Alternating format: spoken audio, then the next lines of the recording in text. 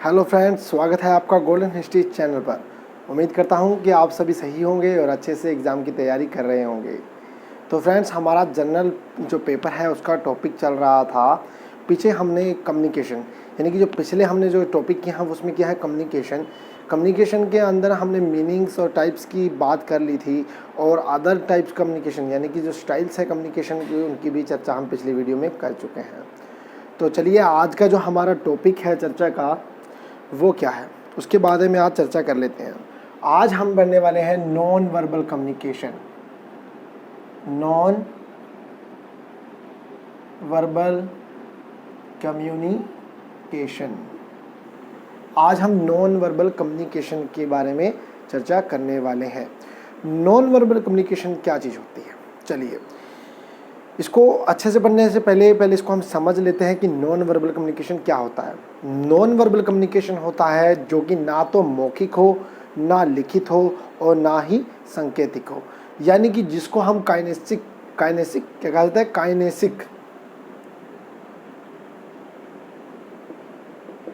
काइनेसिक communication भी कहते हैं। काइनेसिक कम्युनिकेशन भी इसको कहा जाता है, यानी कि नॉन वर्बल। इसको हम हिंदी में बात कहें तो इसको हम कह सकते हैं गैर मौखिक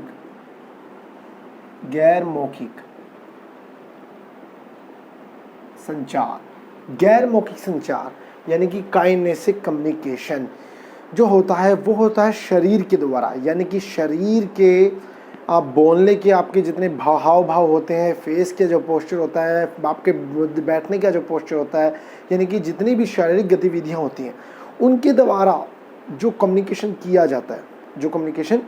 जाता है उसे कहा जाता है काइनेसिक कम्युनिकेशन, यानी कि नॉन वर्बल कम्युनिकेशन, जिसके अंदर ना तो भाषा का प्रयोग होता, यानी कि मुख द्वारा बोलकर उसके अंदर कुछ नहीं कम्युनिकेशन किया जाता, ना ही लिखित द्वारा किया जाता और ना ही किसी कुट के द्वारा यानी कि संकेतों के द्वारा कम्युनिकेशन किया जाता है। इसके अंदर कम्युनिकेशन किया जाता है नॉन वर्बल, यानी कि शरीर की गतिविधियों के द्वारा, शरीर के मुद्रा द्वारा, यानी कि पोस्चर के द्वारा कम्युनिकेशन किया जाता है। चलिए तो बात करते हैं कि वो कौन कौन से कम्युनिकेशन होते हैं। तो सबसे पहला जो होता है हमारा वो होता है वॉइस साइन कम्युनिकेशन, यानी कि आपके बोलने का लहजा क्या है, आपके बोलने का तरीका, यानी कि आप जो अपनी भाषा को या फिर अपने विचारों को सामने वाले व्यक्ति के सामने प्रकट कर रहे हैं, तो उस टाइम आपकी बोलने का क्या तरीका है, आपके बोलने का सामने वाले के साथ क्या तरीका है, क्या लहजा आप यूज़ कर रहे हैं, वो क्या आता है, वॉइस साइन के अंदर ही आता है। समझिए इस बात को, यानी कि आप क्लासरूम के अंदर हैं और क्लासरूम के साथ में आप बच्चों के साथ उत्तेजित होकर बात करते हैं, यानी कि आप गुस्से के अंदर उच्च स्वर के अंदर बात करते हैं, आपकी जो आवाज़ है उसका जो वॉल्यूम है बहुत हाई है, बहुत तेज़ है, यानी कि आप उससे गुस्सा हैं, बच्चों से गुस्सा है, किसी बात से नाराज़ हैं आप, इसलिए आप तेज़ यानी कि ऊंची आवाज़ में बात कर रहे हैं। तो ये क्या होता है, वॉइस साइन कम्युनिकेशन, जिसको हम क्या कहते हैं, जिसे हम कहते हैं para linguistic communication. Para linguistic communication इसको कहा जाता है, यानी कि जो आपका बोलने का तरीका है, जो आपका जो बोलने की जो यानी कि आवाज़ का जो उतार चढ़ाव जो है आवाज़ का, वो उसमें वॉइस साइन में इसको कहा जाता है पैरा लिंग्विस्टिक। दूसरा आता है आपका फिजिकल पोस्चर,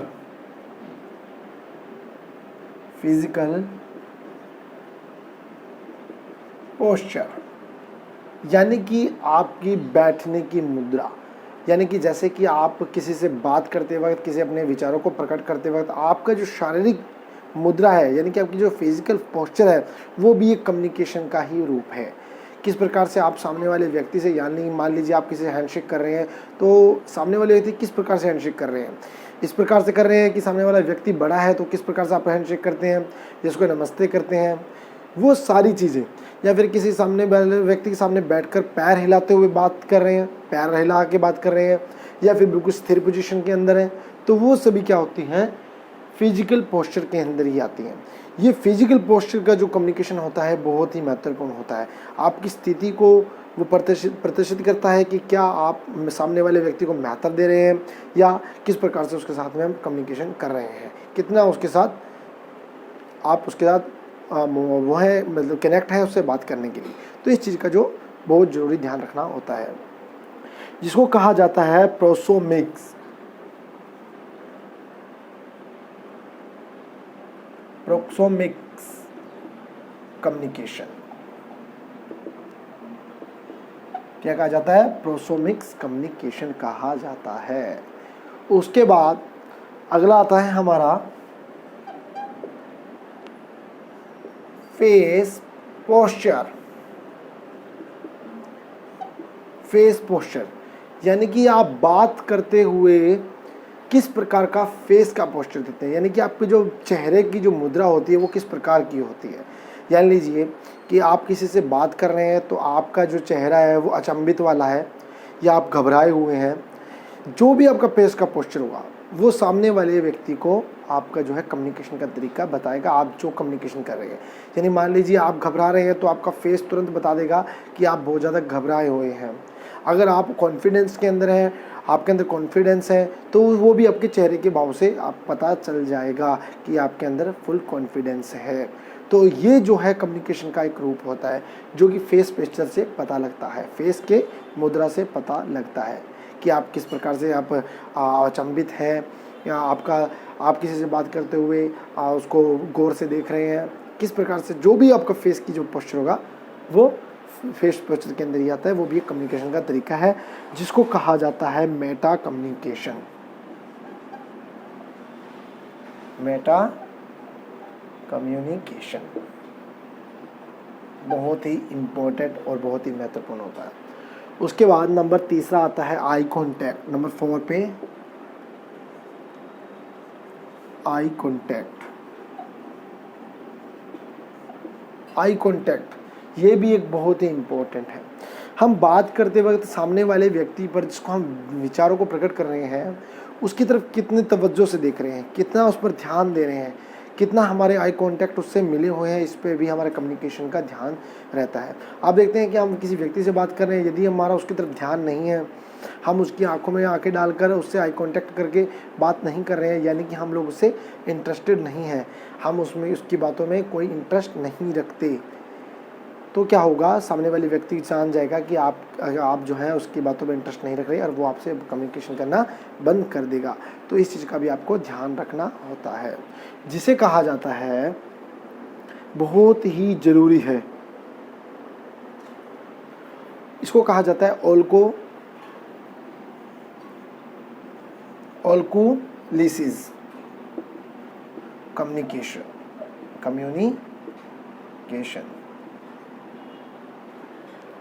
ओल्कुलिसिस कम्युनिकेशन बहुत ही इंपॉर्टेंट है, आई कॉन्टेक्ट से रिलेटेड है। तो आपको ध्यान रखना होगा किसी से बातें करते वक्त, किसी से विचार को प्रकट करते हुए हमारा जो आँखों का जो आई कॉन्टेक्ट है वो कैसा हो, वो हमें बताता है कम्युनिकेशन का तरीका। उसके बाद अगला आता है हमारा नंबर 5 टचिंग, यानी कि स्पर्श। हमारा स्पर्श भी एक कम्युनिकेशन का ही एक रूप है।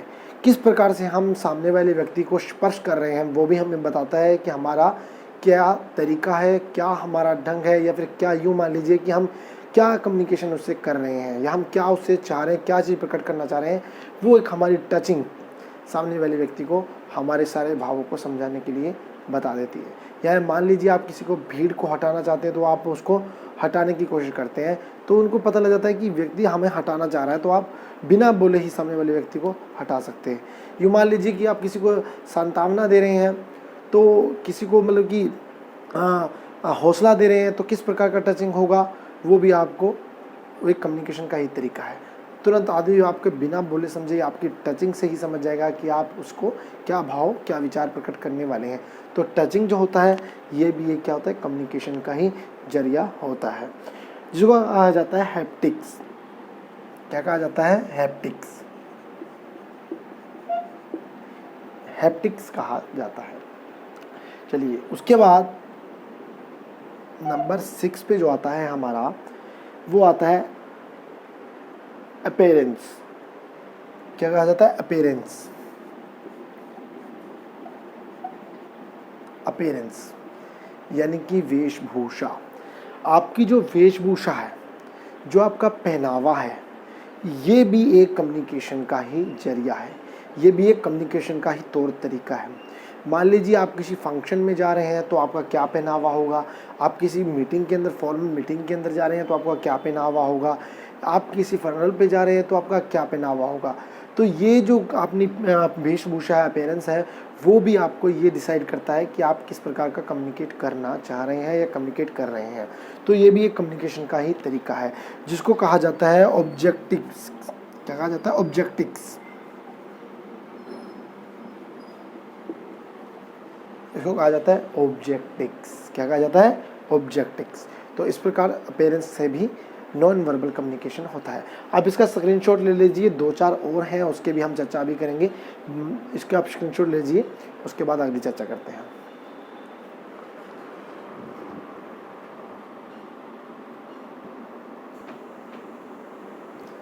चलिए इसके बाद अगले की चर्चा कर लेते हैं।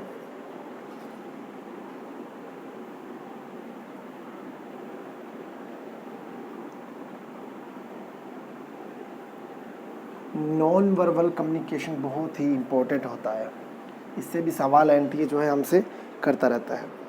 चलिए उसके बाद जो अगला हमारा है नंबर 7 पे, वो है टाइमिंग।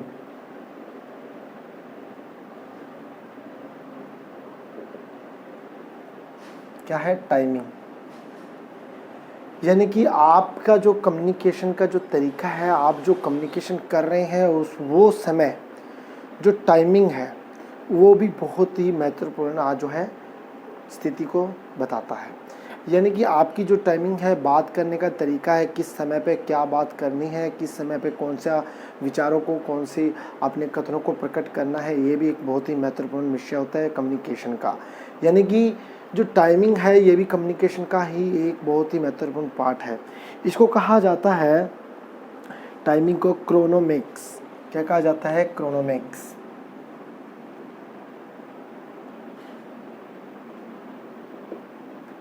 इसको कहा जाता है क्रोनोमिक्स।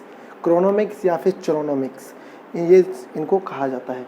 यानी कि टाइमिंग आपकी स्थिति को बताती है। मान लीजिए कि आप किस समय पे क्या बात करना चाह रहे हैं, तो ये ध्यान देना इस चीज़ के लिए बहुत ही इम्पोर्टेंट होता है।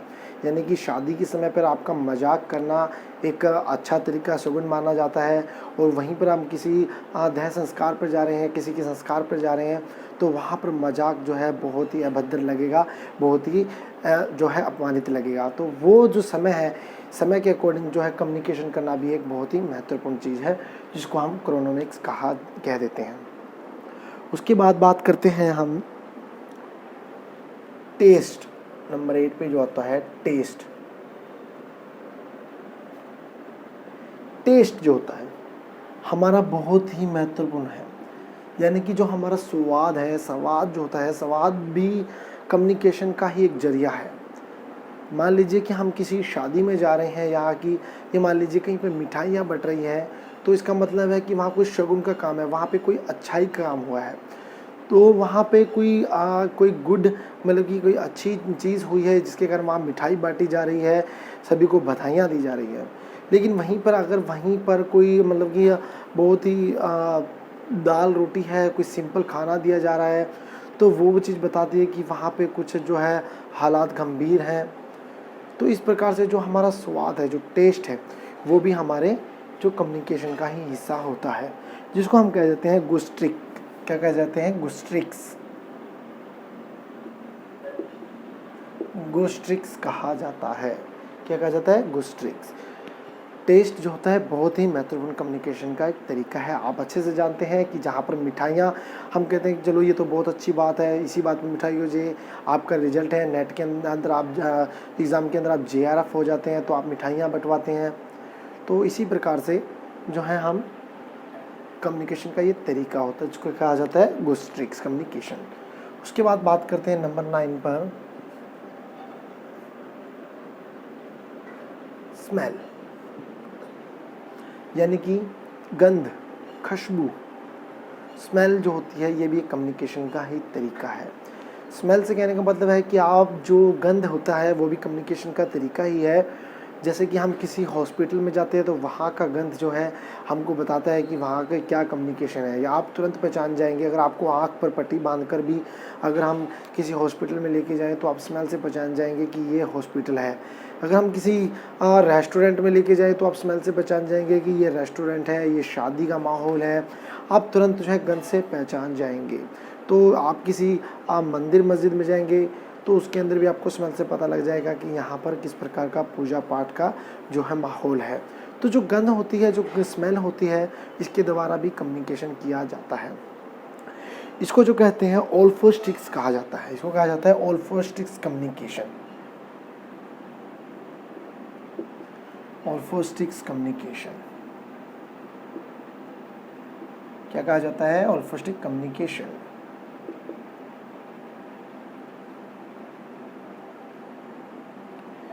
तो दोस्तों इस प्रकार से ये महत्वपूर्ण 9 जो है हमारे नॉन वर्बल यानी कि फिजिकल, नॉन वर्बल या फिजिकल जो हमारे कम्युनिकेशन के तरीके जो होते हैं, टाइप होते हैं, बहुत ही इम्पोर्टेंट है। इससे भी आपसे क्वेश्चन पूछे जा सकते हैं। पूछा जा सकता है कि अपीयरेंस जो होता है हमारा, जो हमारा पहनने का जो वेशभूषा है वो किस प्रकार का कम्युनिकेशन कहलाता है। टेस्ट किस प्रकार का कम्युनिकेशन होता है। स्मेल किस प्रकार की कम्युनिकेशन होती है। टाइमिंग किस प्रकार का कम्युनिकेशन है। इस प्रकार से जो है हमारा जो कम्युनिकेशन के जो टाइप है। मेहराबिया जो है एक बहुत बड़े विद्वान है मेहराबिया। उन्होंने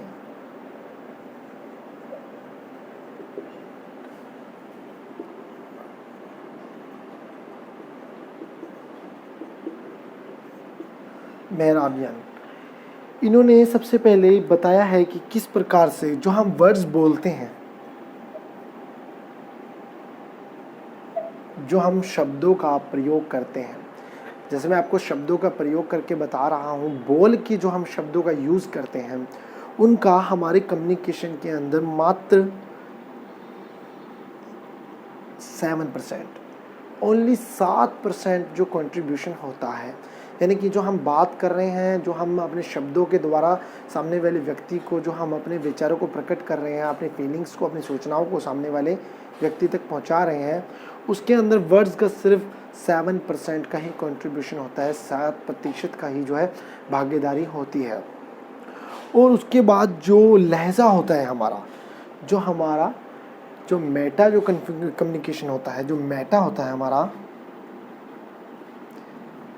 यानी कि जो लहजा होता है हमारे बात करने का जो तरीका होता है, जो चेहरे के जो हाव भाव होते हैं, हमारे वॉइस का जो तरीका होता है बात करने का, वो हमारा 38% होता है। कितना होता है? 38%। 38% जो हमारा मेटा कम्युनिकेशन होता है।